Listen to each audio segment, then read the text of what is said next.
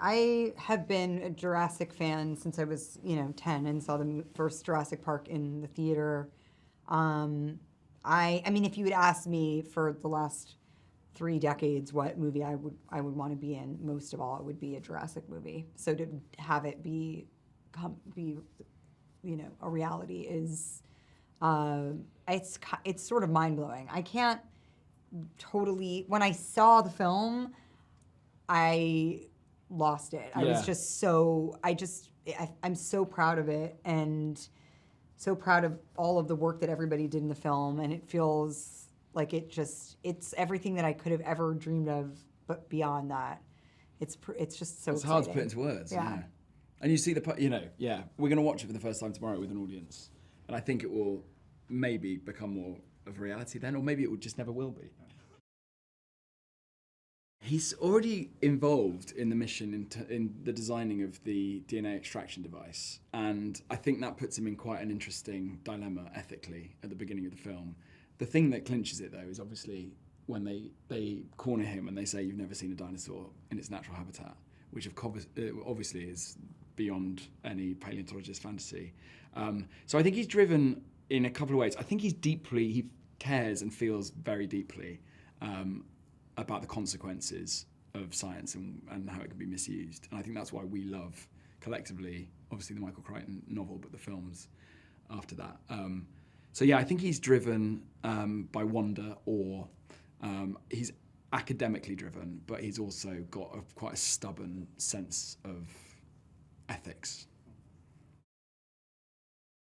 You have such little real estate to hook the audience, and into the character, and take them along for the journey, so they care about the outcome of the film, or outcome of the characters' lives in the film.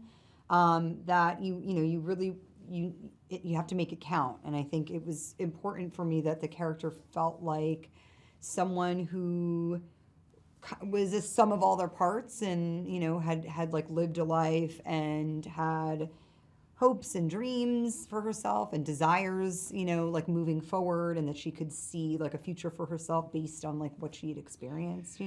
That stuff is so important to know, but again, not that much time to do it in. But I think that's something that Scarlett led everyone with, because not only in terms of just leading the film in itself and us being on set, but that sort of level of groundedness in the character. I think there's a scene with her and Mahershala that I absolutely love, where all that.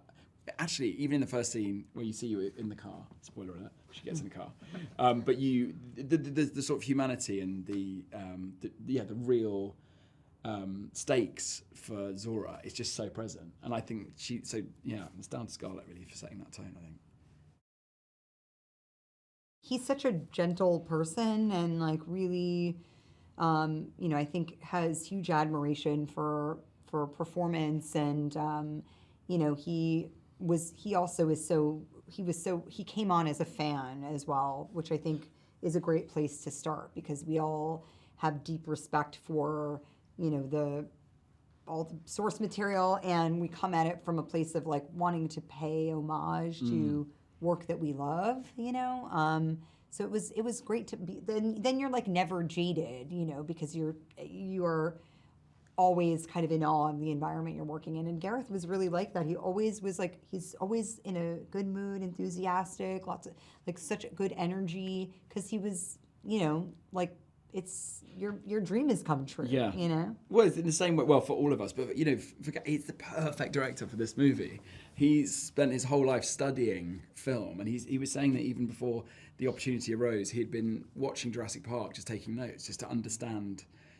Obviously Spielberg's one of his huge idols, but with the work he did in Monsters, which he did before having studio backing, was doing with consumer grade equipment, is like extraordinary, and you can see the identity in that filmmaking process then all the way through. And so to give him the keys to Jurassic Park was just like a brilliant idea, and he's just nabbed it. Yeah, he delivered it. He delivered.